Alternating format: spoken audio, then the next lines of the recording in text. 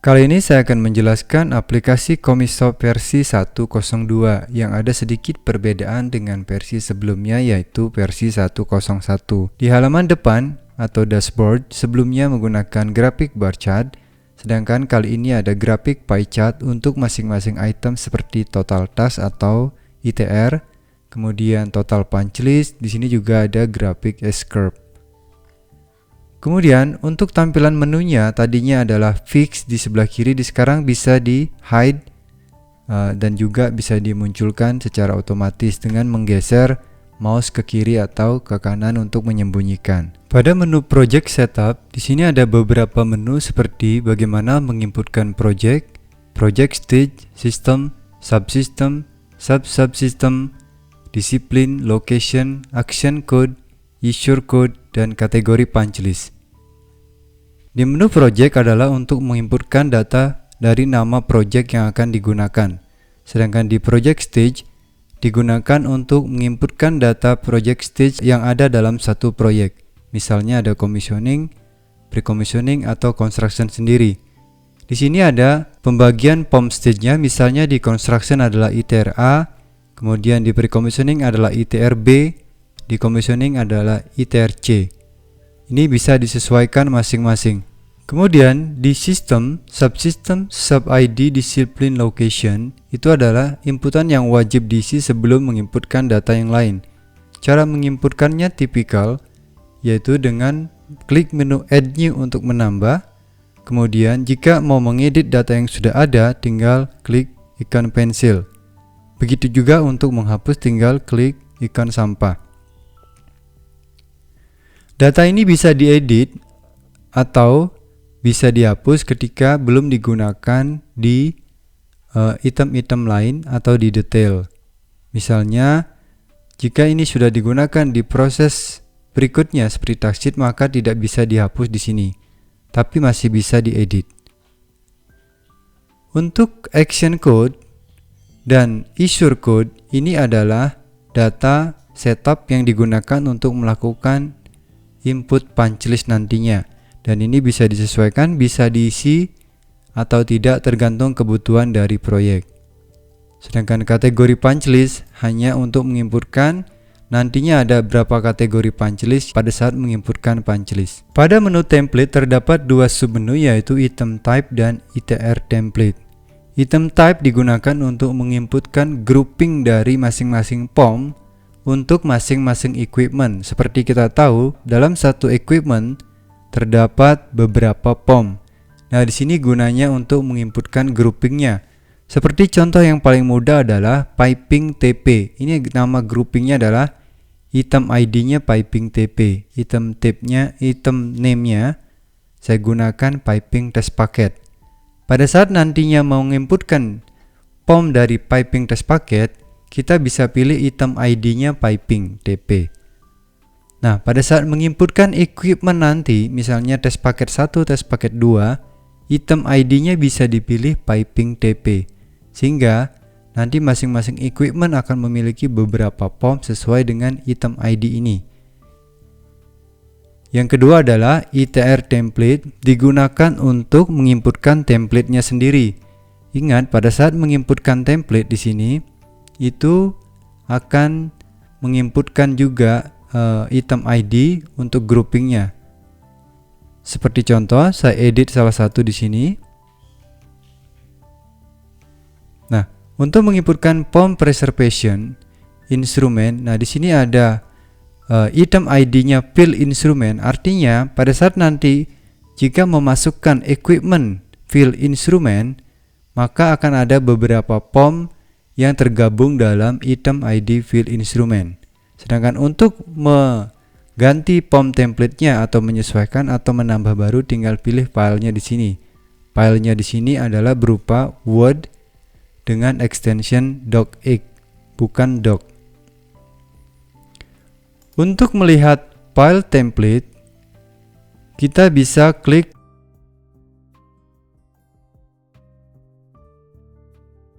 tombol print, dan ini bisa diedit kemudian diupload kembali. Ini adalah contoh POM template-nya, di mana di sini ada beberapa, di header-nya ada $, Ini untuk memasukkan variabel-variabel diperlukan yang bisa muncul secara otomatis. Menu equipment atau tags. Menu equipment ini adalah menu yang paling inti di sini. Di sini terdapat beberapa menu. Yang paling penting adalah equipment item, itu untuk memasukkan semua equipment yang ada di proyek. Yang kedua, ini adalah piping test packet. Khusus untuk piping test packet tidak bisa dimasukkan di menu equipment karena di piping test packet terdapat beberapa detail line number. Kemudian di loop package ini untuk fase commissioning nantinya mungkin.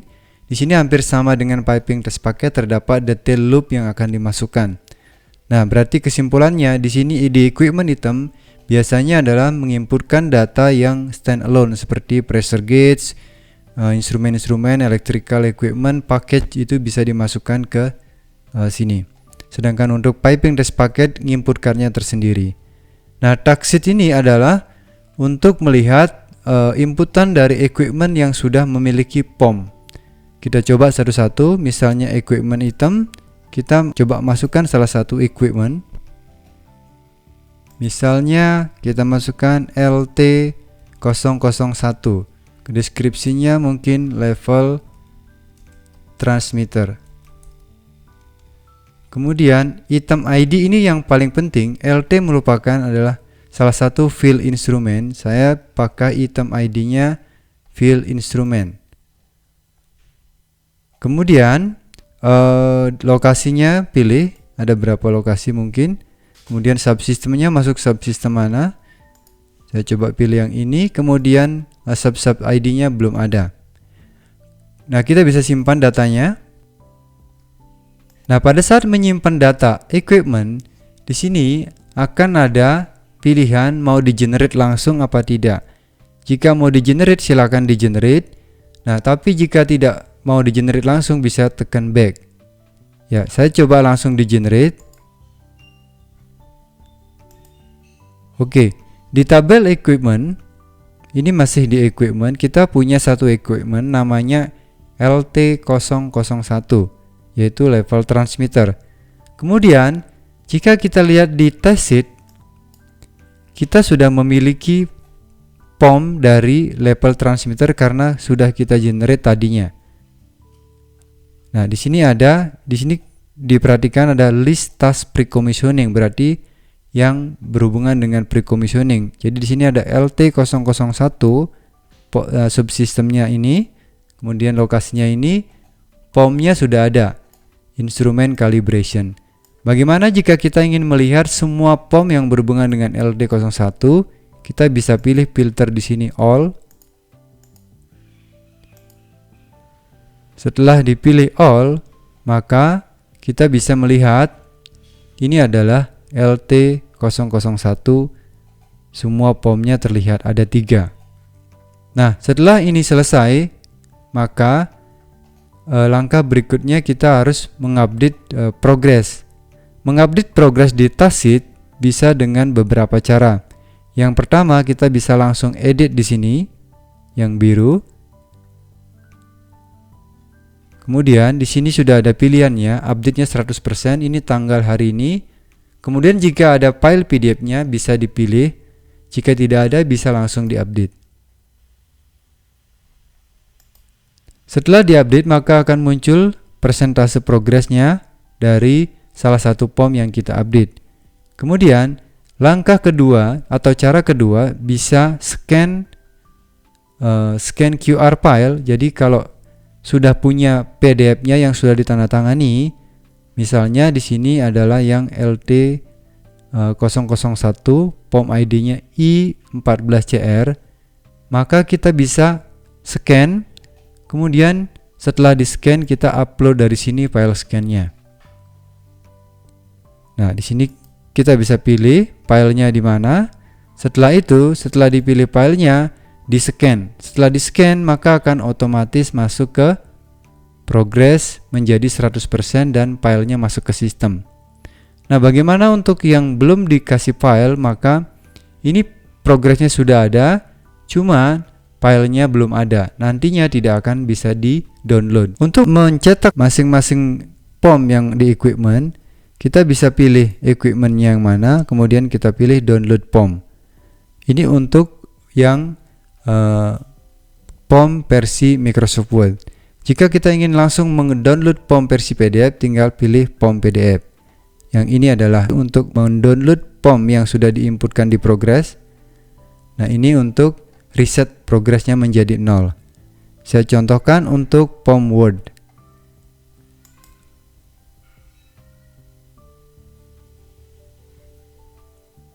Nah, ini hasilnya sudah terlihat.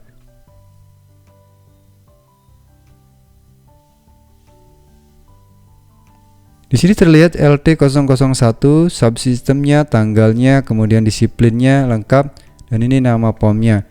Dan item-item ini masih bisa diedit.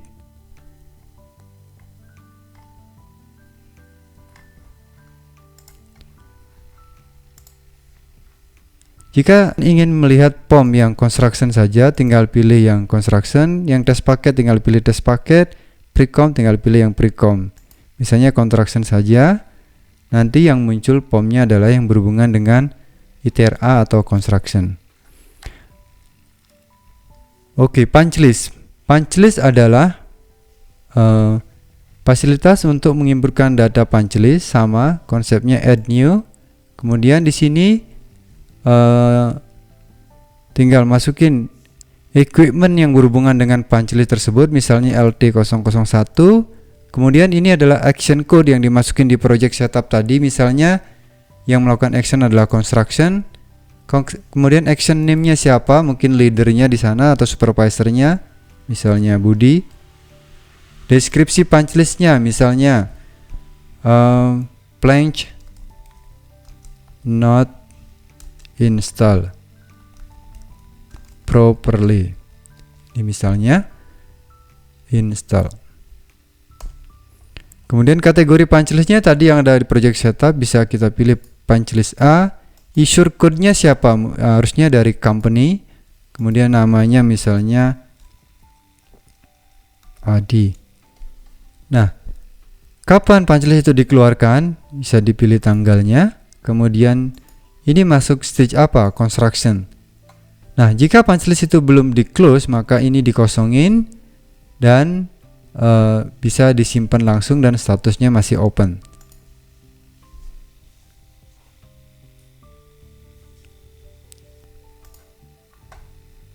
Oke, ini adalah status. Untuk mengeprint POM punch list juga sama, tinggal diklik POM Word-nya. Untuk mengupdate progressnya ini sama, tinggal diklik edit, kemudian diupdate progressnya, kapan close-nya, tanggalnya berapa, kemudian siapa yang melakukan approve, dan statusnya diganti menjadi close. Cara kedua adalah sama dengan melakukan scan QR.